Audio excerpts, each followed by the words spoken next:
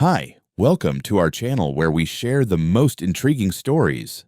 Liam Harper thought his 30-acre woodland retreat was a sanctuary, a family legacy untouched by time. But when he returned after a year away, what he found left him speechless. 5 luxury cottages with pools, fences, and a sign reading Blue Pines Retreat. His peaceful haven had become ground zero for a battle over justice and ownership.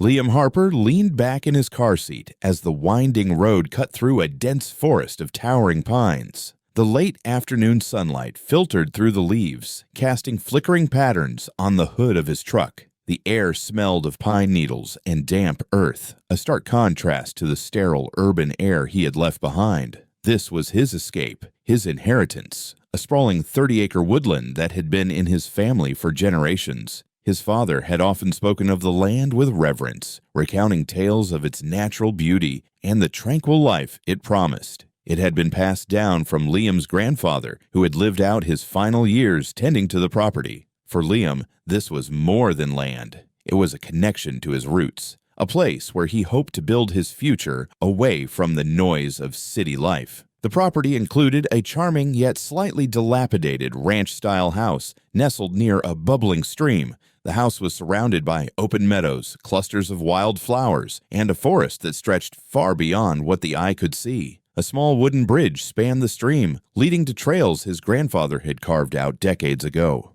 While the house needed repairs, Liam saw its potential and felt a growing excitement as he imagined breathing new life into it. Over the past year, however, life had taken him elsewhere. His demanding tech job in Seattle had kept him tethered to the city, and his visits to the property had been infrequent. Now, with a remote position allowing him more freedom, he decided it was time to settle here permanently. It felt like the right moment to embrace this peaceful retreat fully and restore it to its former glory. As he approached the house, the sight of its weathered exterior stirred mixed emotions. The cedar siding, once vibrant, had faded, and the roof bore the scars of countless seasons. Still, the structure stood strong, a testament to his grandfather's craftsmanship. He parked the truck and stepped out, inhaling the crisp air that felt worlds apart from his previous life. The next few weeks were a whirlwind of activity. Liam threw himself into the work of repairs, fixing the roof, repainting the walls, and bringing modern utilities into the rustic home. Each day brought a new sense of accomplishment as he began to feel truly at home. The land, too, seemed to welcome him back. The stream sparkled under the sun, birds sang in the trees, and deer occasionally wandered into view. But the land was vast, and Liam had only begun to explore its reaches. On his third week back, he decided to take a day to venture deeper into the property, past the meadow, and toward the distant tree line. He loaded his ATV with supplies, including a map of the property boundaries his father had once shown him. The document, marked with clear orange lines, outlined the extent of his family's land. As the ATV roared to life, Liam felt a surge of anticipation. This was his chance to reconnect with a place that had been a part of his family's legacy for decades. But what he would find beyond the tree line would soon turn his peaceful sanctuary into the setting of a battle for justice and ownership. Liam navigated the bumpy trails on his ATV, the cool forest air rushing past him. As he ventured deeper into the woods, the hum of the ATV faded into the natural symphony of rustling leaves and distant bird calls. The trees became denser, the terrain more rugged, and he felt a sense of adventure. For years, this part of the property had been untouched, a slice of wilderness that belonged entirely to his family. He stopped at a clearing near the property's eastern boundary, checking his map. The orange markers his grandfather had installed decades ago were still visible, though slightly faded. These markers had always been a clear indication of where their land ended and the outside world began. But something strange caught Liam's eye, a wooden post that didn't look like it belonged. Curious, he drove closer, and soon the trees gave way to a sight that made his stomach drop. In the middle of his land stood a modern 2-story cottage, complete with a freshly painted deck and a manicured lawn. A low fence surrounded the property, and a small sign near the gate read, "Blue Pines Retreat." His heart pounded as he processed what he was seeing. Who had built this? And why? His confusion deepened as he rode further along the boundary line, To his disbelief, he discovered not one but 5 cottages spread across the area. Each was neatly fenced in, with signs advertising them as part of a rental retreat. The cottages were complete with pools, patios, and even gravel parking spaces. Liam's land, his family's land, was now a bustling commercial property. As he tried to make sense of the scene, he noticed movement near one of the cottages. A young couple was lounging by the pool, laughing and enjoying themselves. Liam approached them cautiously, unsure of how to address the situation. "Excuse me," he called out, and the couple turned toward him. "Can I ask what you're doing here?" The man smiled, assuming Liam was part of the operation. "Oh, we rented this place for a long weekend. It's amazing, so peaceful and private. We found it on a vacation rental site." "Vacation rental site," Liam repeated, his voice tight.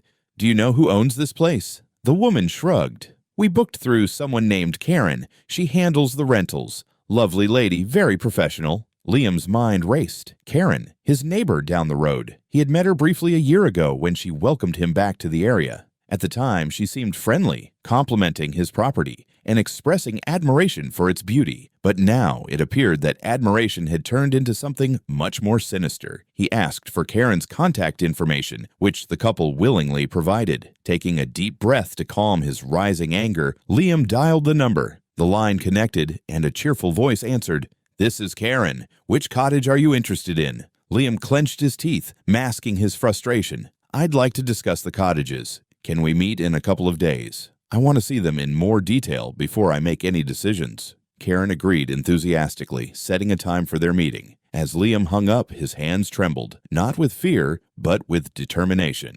Over the next 2 days, Liam prepared for the confrontation. He contacted a local surveyor to verify his property lines and document the placement of the cottages. The results left no doubt. Every single building was on his land.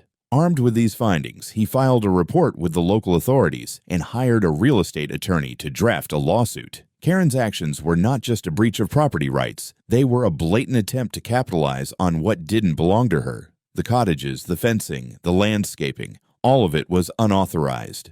Worse, the attorney estimated that the financial damages, including the cost of removing the structures and restoring the land, could exceed $1.5 million.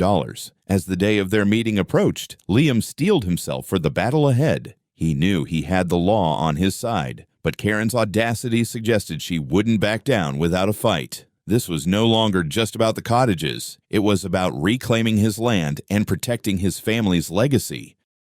The day of the meeting arrived, and Liam drove out to the cottages, his heart pounding with a mixture of anger and anticipation. He wasn't coming alone. Accompanying him were a property inspector, a local sheriff's deputy, and his attorney. Armed with irrefutable evidence of the illegal construction, Liam was determined to confront Karen on her blatant trespass. The gravel road leading to the cottages had been freshly smoothed, a sign of Karen's investment in this unauthorized venture. As he approached the cluster of cottages, Liam saw Karen's sleek SUV parked near the largest one. She stepped out with a confident, almost smug expression, dressed in a tailored blazer that seemed to scream authority. Her expression faltered the moment she saw Liam standing with the officials. Recognition flashed across her face, and a flicker of unease replaced her earlier confidence. Liam had met Karen briefly a year ago during one of his rare visits. Back then, she had been all charm, gushing over the beauty of his land and expressing a deep admiration for its tranquility. Now, her role in this debacle was clear. "Liam,"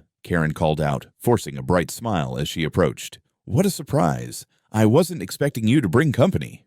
"I thought it was only fair," Liam replied coolly, "given what I've discovered about your little enterprise."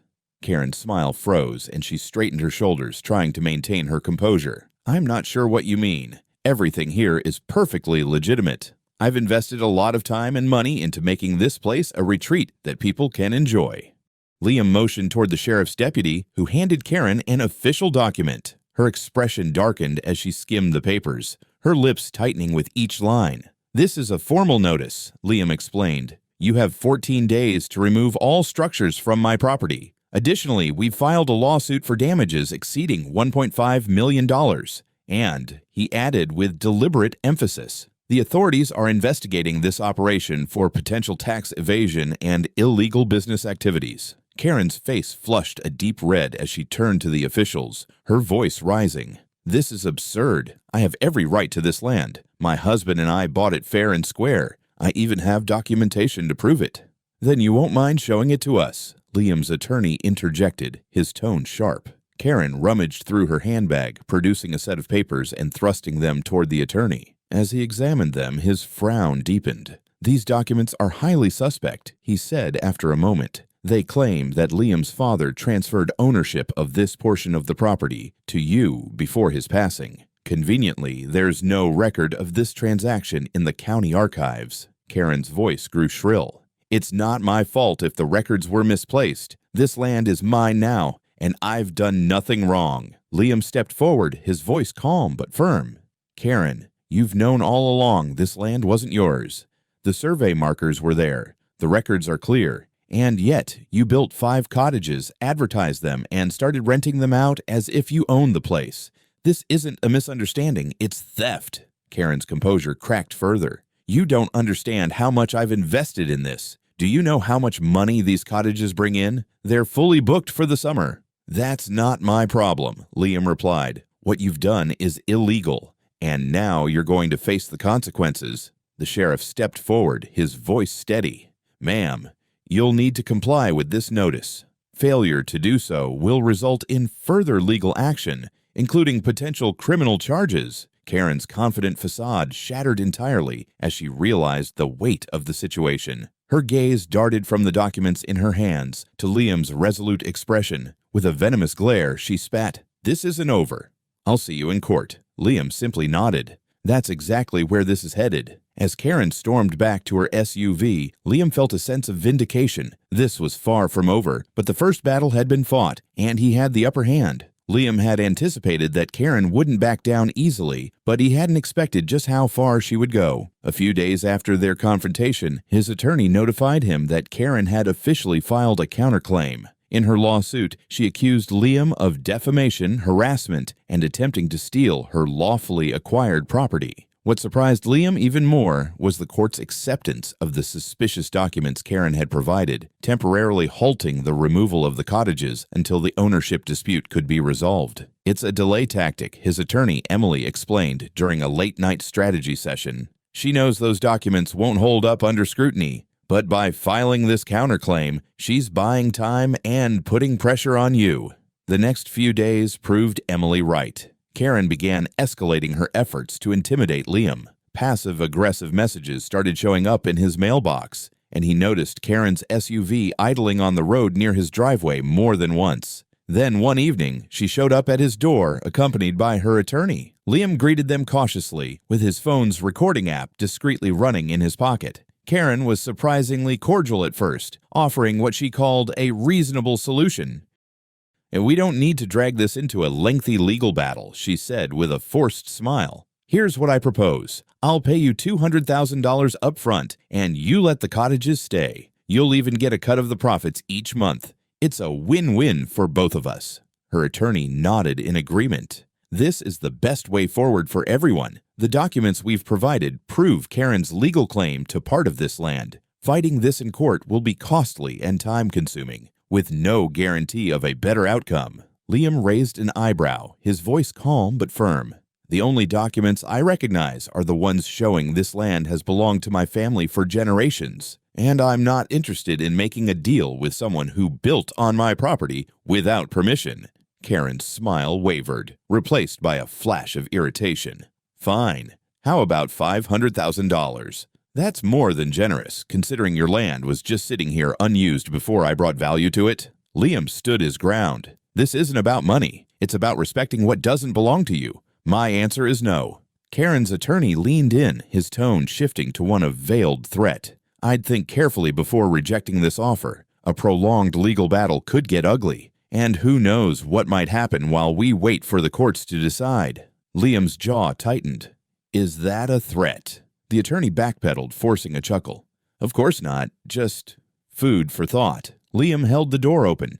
"You've had your say. Now leave." The tension was palpable as Karen and her attorney left, but Liam knew this encounter was only the beginning of her desperation. 2 days later, Liam returned home to find his property in chaos. Windows in his house were shattered, and the front door hung crooked on its hinges. Inside, furniture was overturned, and a few items had been destroyed, but nothing of real value was taken. It wasn't a robbery, it was intimidation. Liam immediately called the police and provided them with footage from a security camera he had discreetly installed on a tree outside. The video showed a car pulling up late at night and two masked figures exiting to vandalize the property. The car's license plate was clearly visible, giving the police a solid lead. Within hours, the authorities identified and apprehended one of the perpetrators. Under questioning, the suspect admitted he had been hired to carry out the damage, and the person who paid him was Karen, acting on the advice of her attorney. The revelation added fuel to the already mounting legal case. Karen's attempt to intimidate Liam had backfired spectacularly. Now, in addition to the civil lawsuit, she faced criminal charges for property damage, harassment, and attempted coercion.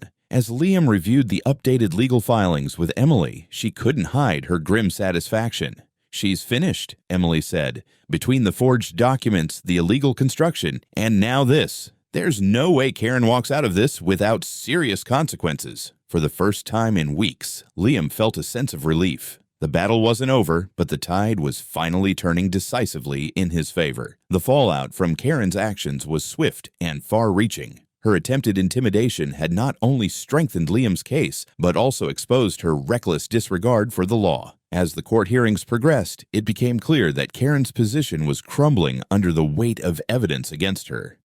The first blow came when the judge reviewed the so-called transfer documents Karen had submitted. Forensic analysis revealed that the papers were forgeries, hastily fabricated to support her claim. Her attorney, who had been complicit in the scheme, was disbarred and faced criminal charges of his own. Karen, meanwhile, was charged with fraud and tampering with evidence, adding to her mounting legal troubles. The court ordered an immediate halt to all commercial activities on the property. The cottages, once bustling with guests, now stood empty, their cheerful exteriors a stark reminder of Karen's overreach. With the criminal charges piling up and the financial strain of the lawsuits, Karen's once confident demeanor vanished. Liam, on the other hand, began to see the first glimmers of justice. The court ruled in his favor, declaring Karen's construction illegal and ordering her to remove the cottages at her own expense. She was also required to restore the damaged land to its original state, including replanting trees and repairing the disrupted soil. The compensation for damages, legal fees, and punitive charges totaled over $2 million,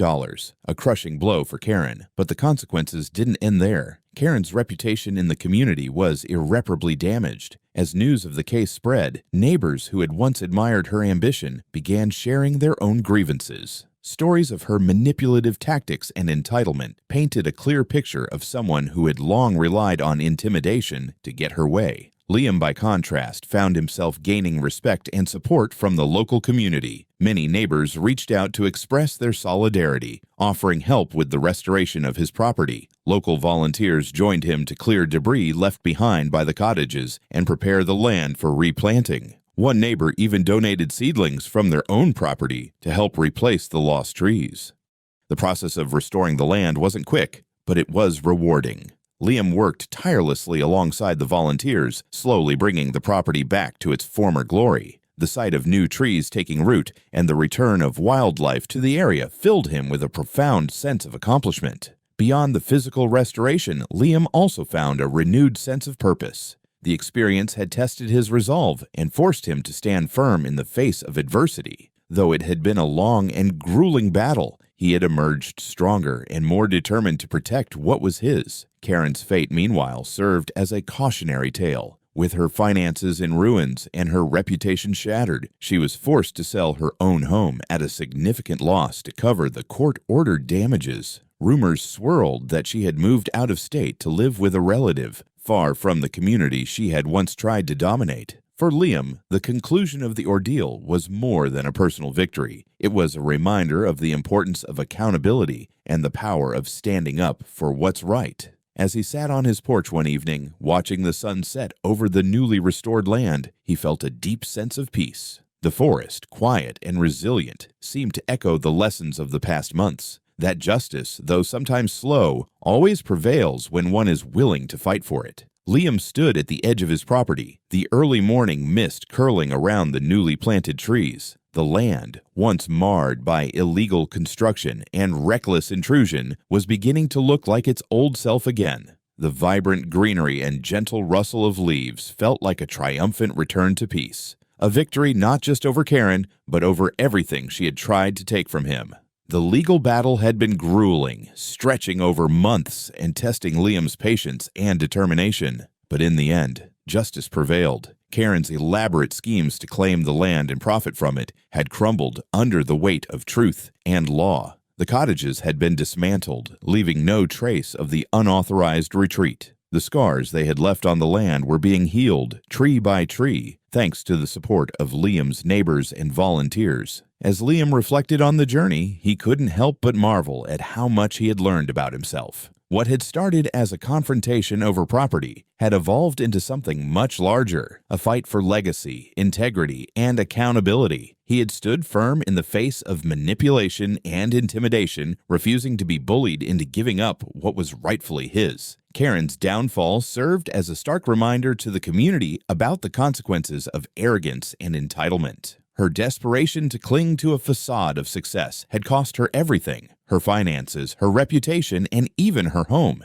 With her attorney disbarred and criminal charges hanging over her, Karen had vanished from the area, leaving behind a legacy of shame. For Liam, the ordeal also brought unexpected rewards. The once distant neighbors had rallied around him, forming bonds of solidarity that extended beyond the boundaries of his land. They had shown him the true meaning of community, proving that even in the face of conflict, people could come together to support one another. Liam also found himself more connected to his family's legacy than ever before. His grandfather's stories about the land had always been tinged with a sense of pride and responsibility, and now Liam truly understood why. This wasn't just a piece of property, it was a part of his identity, a reminder of the values his family had instilled in him: resilience, respect, and the importance of protecting what matters most. As he walked back toward his house, Liam paused by the bubbling stream, watching the sunlight dance across the water. He felt a sense of closure and accomplishment that went beyond the restoration of the land. He had not only reclaimed his property, but had also reclaimed a part of himself, his strength, his resolve, and his connection to nature. The legal precedent set by his case gained attention beyond the local community. Stories of his battle against Karen inspired others to stand up against overreach and illegal activity. Liam even agreed to speak at a local town hall, sharing his experience and encouraging others to stay vigilant and informed about their property rights. Now, as the seasons turned and the trees he had planted began to grow, Liam looked to the future with optimism. He planned to stay on the land, continuing to nurture it and honoring the legacy passed down to him. The forest that had once been a source of conflict had become a symbol of resilience, its beauty and strength mirrored in the man who fought to protect it. On quiet evenings, Liam would sit on his porch, the air filled with the sounds of rustling leaves and chirping crickets. The land was his once more, and with every passing day, it reminded him of the simple yet profound truth he had come to understand. When you stand firm for what's right, even the toughest battles can be won, and the peace that follows is worth every struggle.